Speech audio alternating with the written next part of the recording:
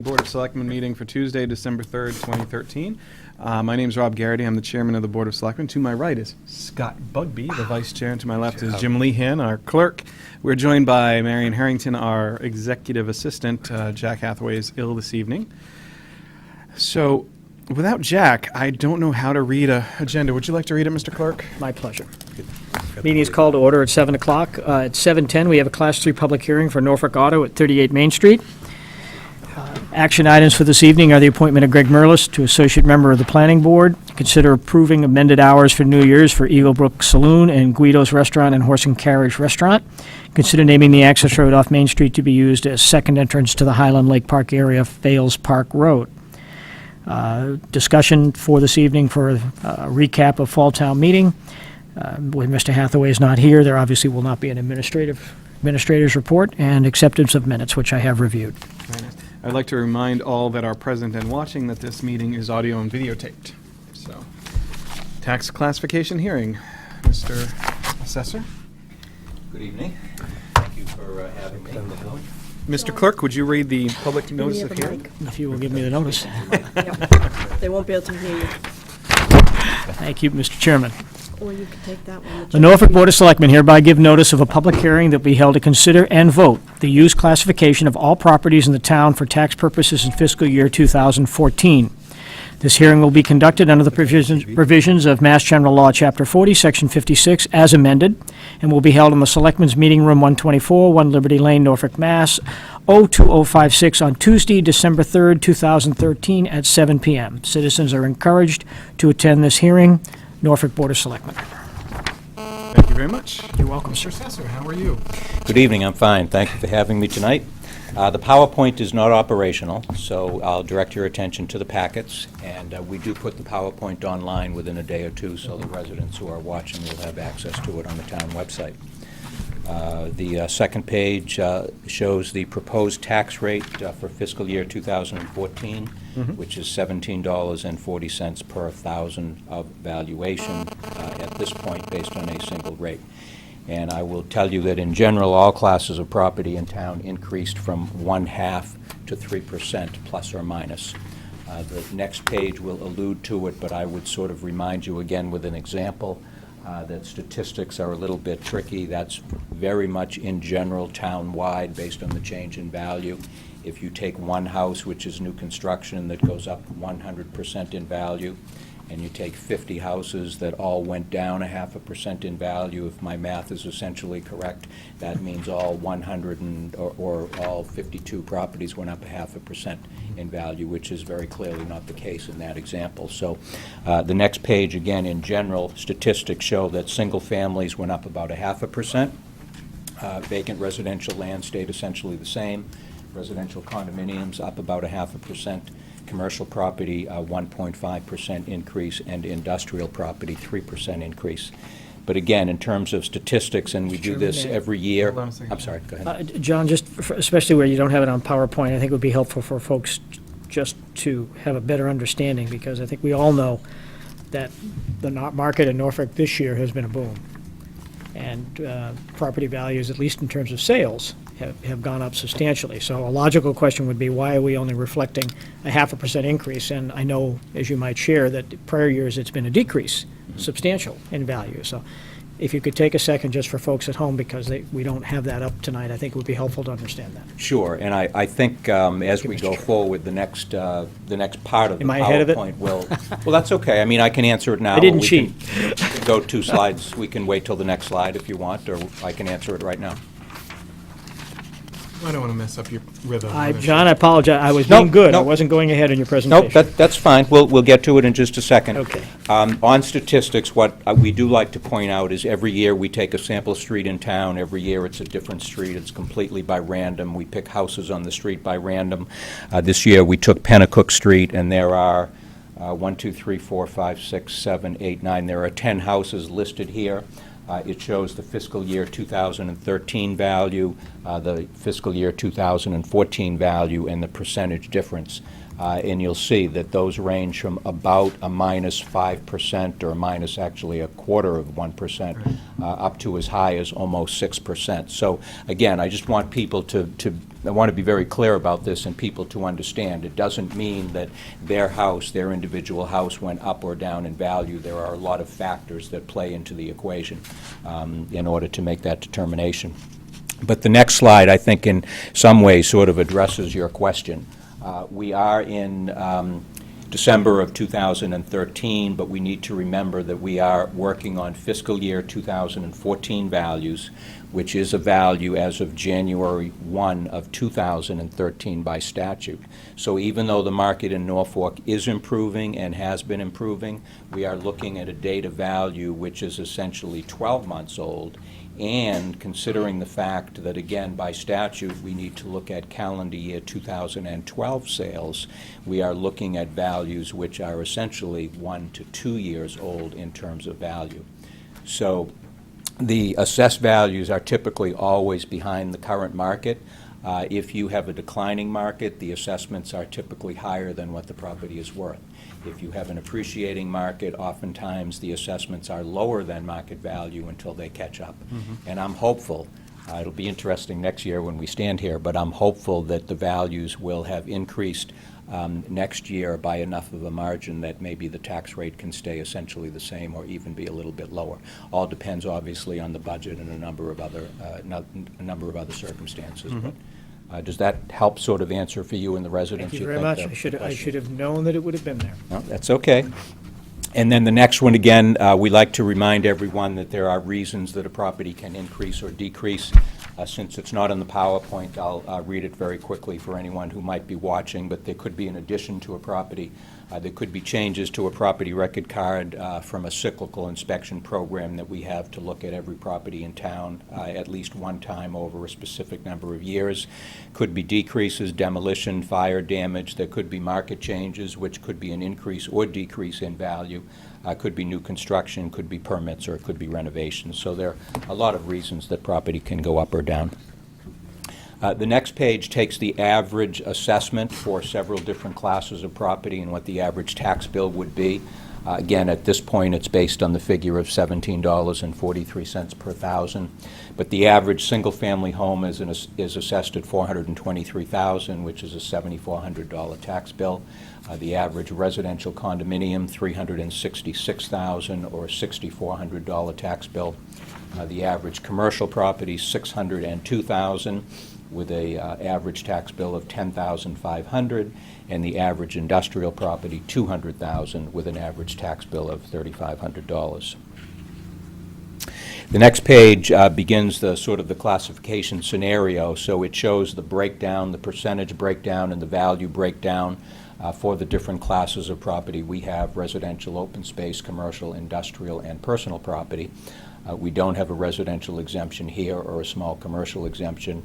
It lists the estimated levy, and by dividing that levy by the value in town, it gives the single tax rate of $17.43. And in a couple of slides further on, we'll show how that tax rate could be different if you voted something other than a single tax rate. Then we also like to remind the residents that the assessor's responsibility is to fairly value all of the property in town. We don't set the tax rate in our office. It's really determined by the amount of money that the town and the residents decide to spend at town meeting. So essentially, you know, the residents are partly responsible for any increase or decrease in the spending and any increase or decrease in the tax rate, and have a significant role in setting the tax rate.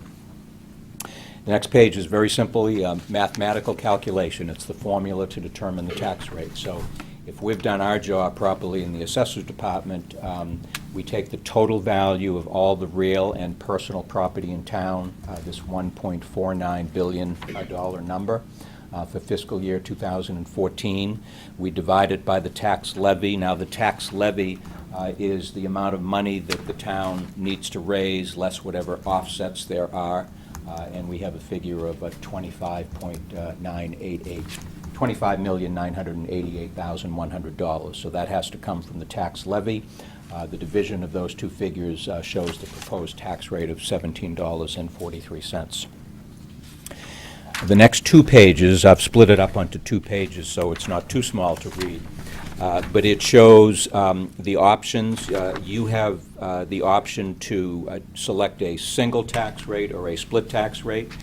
If you select a split tax rate, it can be for any of these percentages. What we've done, just as a sample, is highlighted increments in 5% numbers and highlighted the difference, for example, between a single tax rate at 1.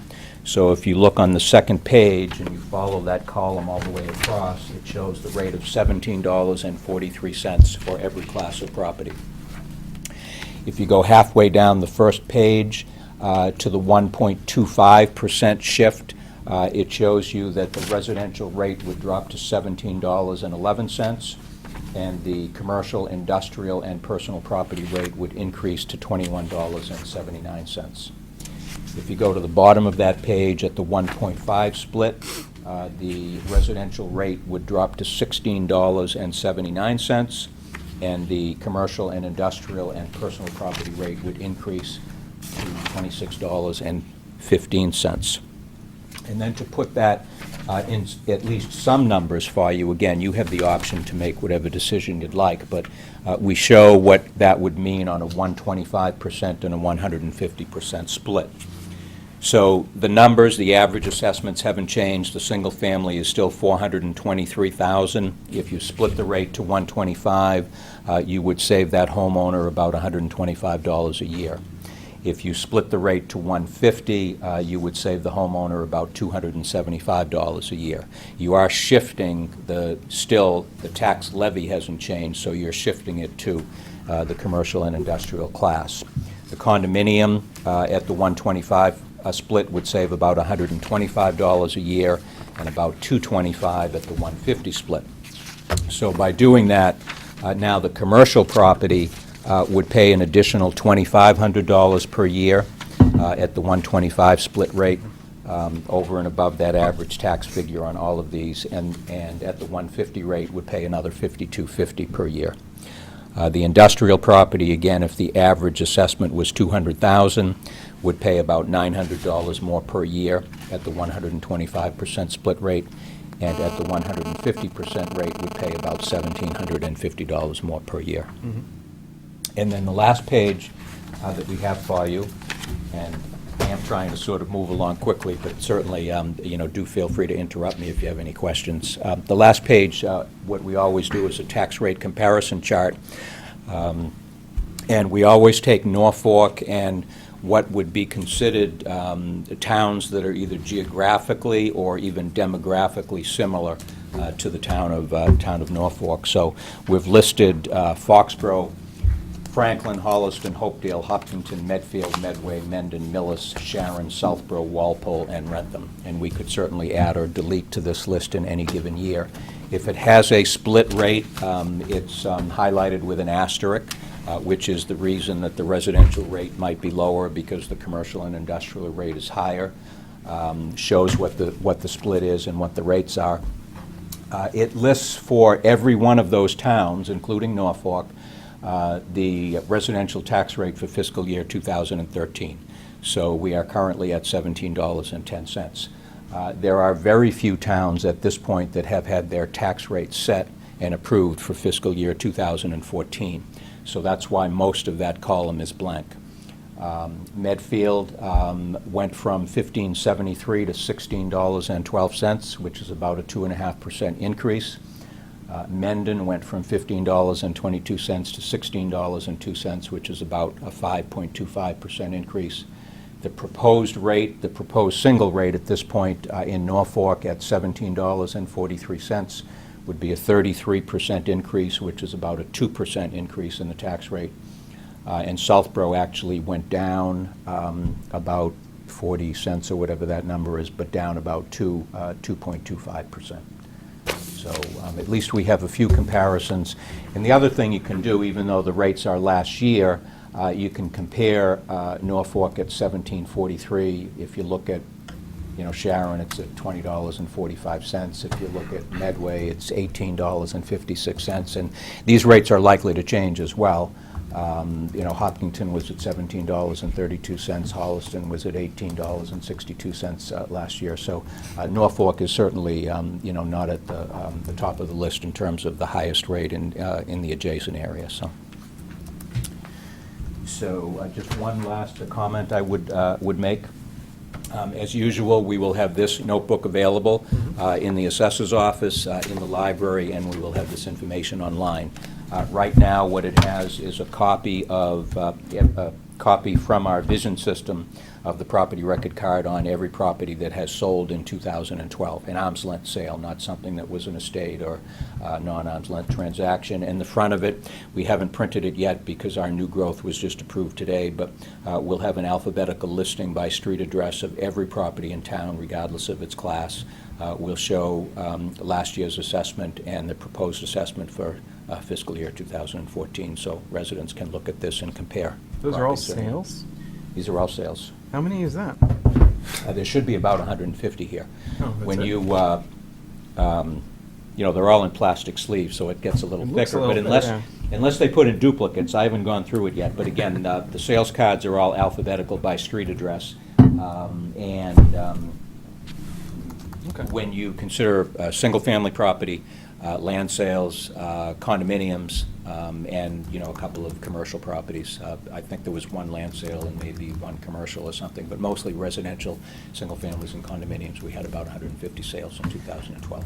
Now, while we were talking about setting the tax rate, what we're actually doing is setting the classification, whether we're going to do a split tax rate or a single, correct? That's the action item before us tonight? That's correct. My presentation is over other than questions, but the selectmen have to decide whether to have a single rate or whether to have a split rate. And what the rate is a function of mathematics. Yes, it is. You can't say, 15 sounds good. Yeah. We'd be in trouble. Right. So, any questions for Mr. Neese? Not for me, thank you. John, it's interesting. There's been some shifts in some of these towns, Medfield especially. I'm surprised. I did not realize. I thought Medfield had more commercial than apparently they have. We actually. Where I listed the percentage of. Yeah, I mean, we actually have more commercial. Our percentage is higher than Medfield's, which really surprises me. Still bad, 7 and 6. Not a lot. I mean, we're talking 6% to 7%, but maybe I just drive through the wrong part of Medfield. Coming up on Sharon fast. You better watch out. Of course, the malls in Rentham, they've got 24% almost commercial. Right. Foxborough, 26.5. Yeah. Wonder where all that is. No, I don't have any questions. I mean, we've not had a split tax rate for obvious reasons, and we are looking for continued commercial growth, and to put a greater burden on them at this point, I think would be very ill-advised. So I would support the consistent level tax rate that we've had for many years. How much do you think the prison's worth? I have no idea. I mean, just, We probably have a property record card on it, but not something that I've looked at recently. What would you be willing to pay for it? well, that's the question, isn't it? Our entire industrial value is $12.3 million. I would say those 4 prisons, that's over $12 million. Only $60 million in commercial.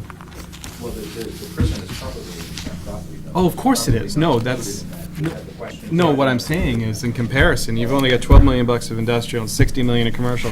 You got this thing down here which doesn't pay taxes. And I'm willing to bet that's like $40 million worth of prison. Well, I don't know. Who knows? John- Mr. Lehan asked the question earlier about the difference between commercial and industrial property. When you add the commercial and industrial property together, they have to be separated on the recap, but then the number is probably closer to 80 or something like 72, that. I think. Okay. But commercial property would typically be like an office building or a medical building or a restaurant or a retail plaza or something like that. An industrial building would be more like a warehouse in the industrial park or something. I'm guessing a lot of those vacant lots at Shire are probably in the industrial classification, right? John. Because that average number is pretty small. Needs a microphone or they can't hear him. Are there any more questions for Mr. Neese Yes. before we make him grab Yeah. a mic? Okay, John, you're gonna have to grab a mic. The handheld. Or use that we can one. make sure it's on, They too. can't hear you at home. We can just sit, whatever's easiest. Oh, sorry, okay. So I should use this now? Or either. Only if it's on. It has to be on green. It's on. This is terrible. You got me distracted, and I just forgot the question. This is not a good sign. Lucky for me. No, not necessarily. Probably more of a, oh, I know, you're not gonna sorry. hear it. It just It's came just for flashing people back. New growth this year is 38 million. Over 24 million Yes. last year? I'm not sure that's working, so I'll just stand here again. The green light It is was. on, but it doesn't. See, you won't be able to hear, but the people at home can. Yeah. Oh, with. Yeah, Yeah, that's it all, doesn't- that's all It for doesn't this do home. anything Just for at the home. room. Okay. A new growth, 38 million, 24 million last year. Maybe you can explain to folks how that will impact us. Well, the new growth number is part of the recap in Right, I terms know. of some of the revenue that we get. So, I mean, that certainly helps in terms of, offsetting what we need to raise, I think, in the tax levy. I'm not really the finance guy. I'm going to leave I that. think it's the largest number we've had in a good 10 years. It probably is. Percentage-wise.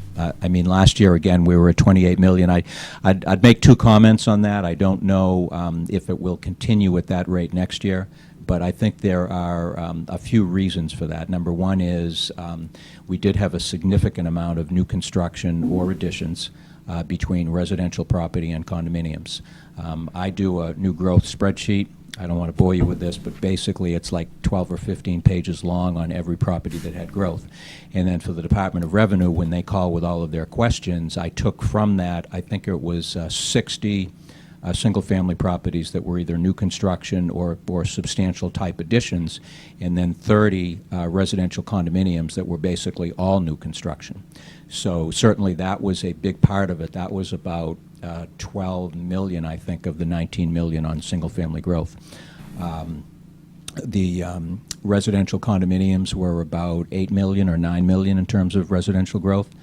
And the other issue that we have is we do have a much more aggressive cyclical inspection program now. We were without a data collector for a while, as you know, because of budget constraints, but we have one now, and it's a mandate by the Department of Revenue to see a property at least once every 9 years, but we're trying to do it in a much shorter cycle of like 4 or 5 years. So the sooner we see property, the sooner we can maybe pick up something that is inaccurate or missing from our records. And the last significant part of new growth was personal property, because we went to a new vendor this year, and our personal property number went up from about 2 million in new growth last year to about 6 million this year, basically because they found us 39 new accounts that we didn't even have on the books before. So there were some significant reasons this year that the number increased so much. We still will have some significant construction at River's Edge next year, and the Medical building. Fox Run subdivision is underway now. Originally, they were going to just build in Rentham and then Norfolk, 2 but years they've ahead. actually built some in Norfolk I think already. 9, and I we'll- think they built 9 homes. and we'll continue with that, so. And the medical building should be on the rolls next year? Next year.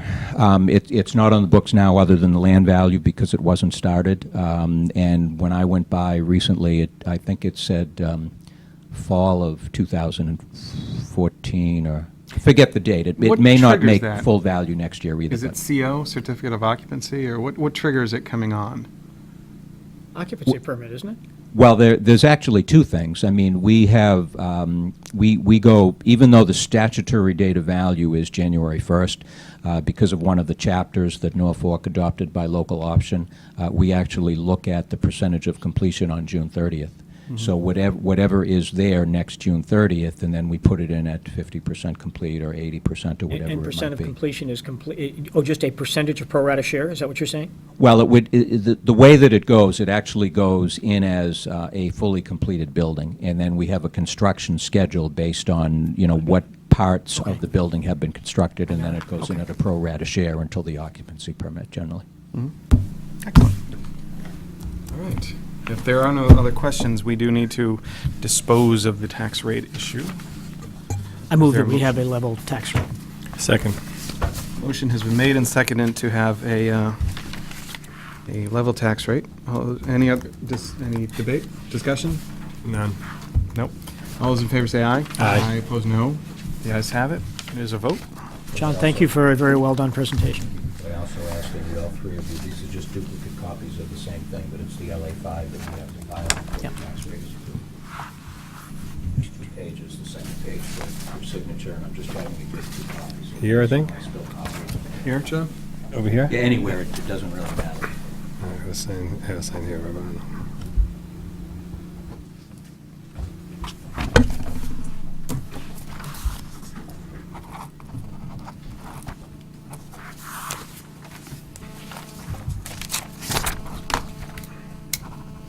Thank you very much. Thank you, John.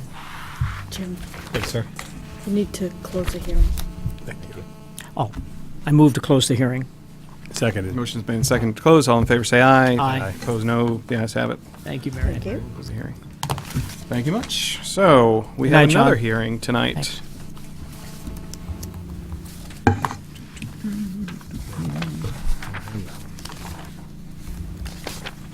We're a little late. Class 3 license renewal hearing. Please be advised that the Board of Selectmen will conduct a public hearing under the provisions of Mass General Law, Section 140, Section 59, and 59A on the renewal of a Class 3 motor vehicle junk license. This hearing will be held on Tuesday, December 3rd, 2013, at 7:10 in the Selectmen's Meeting Room at 124 Town Hall. Which is appreciated. Norfolk Board of Selectmen. Thank you. Yes, sir. Mr. Roach, come on down. So this is the Class 3 license, which is the junk license. Yes. Not the sales license. Correct. Marion, are there any comments or issues from any other Do boards? not have any. I don't know. Jack was working on that, so. Okay. Gentlemen, do you have any questions for Mr. Roach? This is a long-standing Yeah, property. it's just renewed. No problem. We did last year. How long have you been, how long have you had a Class 3 there? Several years. I think it's an understatement. Yeah.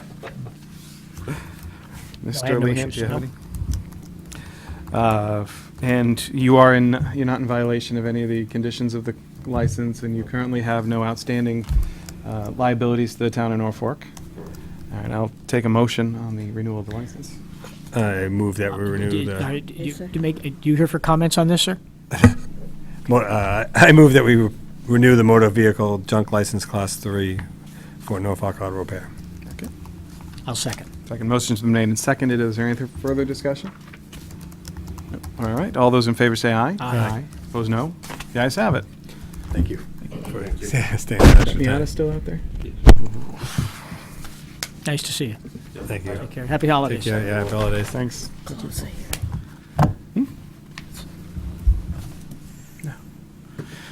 I move to close the Class 3 license. Second. All those in favor say aye. Aye. Opposed, no. The ayes have Thank it. you, Mary. Yeah, I gotta move it close. What else should we do, Marion? Anything else? She's better than Jack.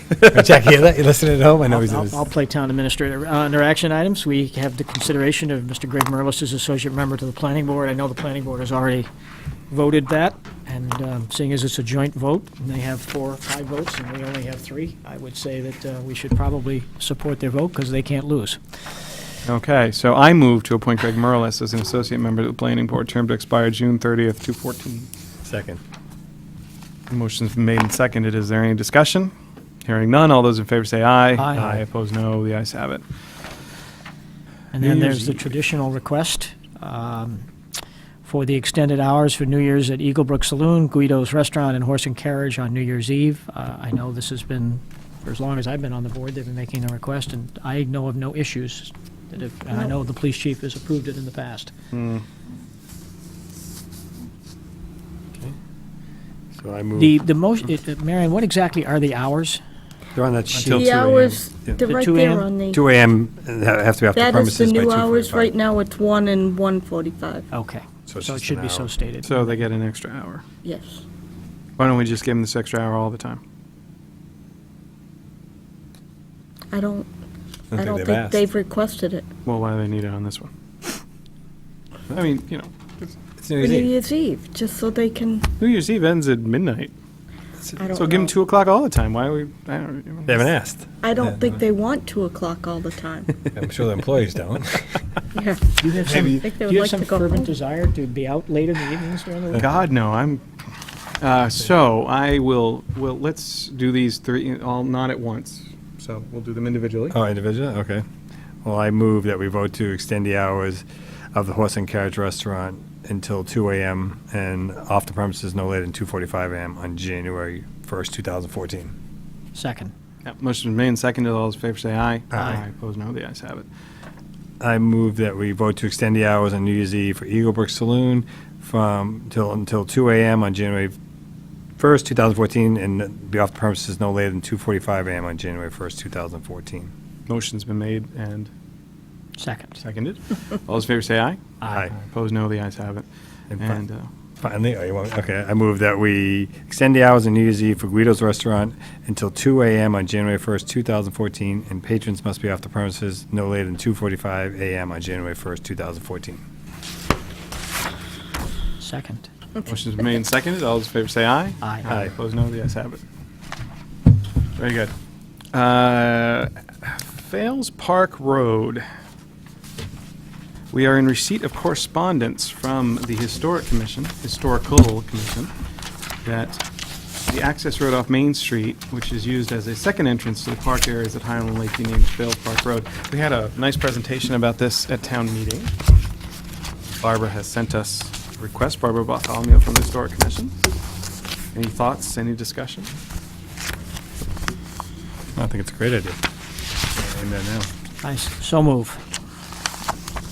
Seconded. Motion's been made and seconded. All those in favor say aye. Aye. Opposed, no. The ayes have it. Okay. Playing town administrator, we, unfortunately, Jack is home with the flu, went home this morning, quite ill. So the meat and potatoes of the evening, unfortunately, will have to be deferred. Minutes. I have reviewed the minutes. I have reviewed the October 22nd regular and executive session, November 5th, 2013, November 19th, 2013, and would recommend approval. The motion's made. Seconded. And seconded. All those in favor of approving the minutes of October 22nd, regular and executive session, November 5th, and November 19th, say aye. Aye. All opposed, no. The ayes have it. Minutes are accepted. So, seeing no other business before us, Well, no other business we can do, anyway. well, I mean, the only other thing we had on was this discussion item about Fall Town Meeting review. Does anyone feel a need to discuss anything about Fall Town Meeting? No, I think it went great. Quick. It was efficient until it wasn't, and then got efficient again. Yeah. Oh, yeah, that's right, until Rob fixed it. That's true. Bogged down a That- couple yeah, of times. that's Fall right. town meeting is always fun. So,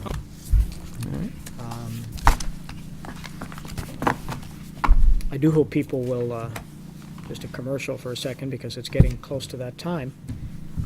We do have a number of opportunities coming up in our spring election, and I hope folks will consider serving their community. I hope they'll consider it. I know it's hard for folks, but everyone's life is so busy. January 7th. You will find it rewarding in many ways. very good. Mr. Bugbee, do you have any closing comments? No? I'd like to remind people about a couple of things. One, Sunday, December 8th at 3:30, Santa Claus will be marching, actually he'll be riding, from Hillcrest to Town Hill, where he'll probably go to the library again and sit with kids. So He it's is. a He's wonderful chocolate. time for your kids, and candy's thrown and Frosty's there. So the Santa Parade is this Sunday, December 8th at 3:30, starts at Hillcrest and go through Town Center. And also, a reminder, next Tuesday is a primary election for the vacant state representative seat, Representative Winslow's old seat. That will be next Tuesday. Polls will be open all day till 8 o'clock. It is the primary. The final in that will be January 7th. And we hope everyone remembers and goes. I will unfortunately miss the next Selectmen's meeting because of a commitment, so I want to wish everyone a happy, safe holiday season and a wonderful new year. You'll see these two guys next on December 17th at 7 p.m. You'll see me after the new year. So, gentlemen, it's been a pleasure. It's been a Yes. great 2013. I would ask for a motion to adjourn. Motion to adjourn. Second? Okay. All those in favor say aye. Opposed, Aye. no. The ayes have it. We are adjourned to meet again December 17th. Thank you very much.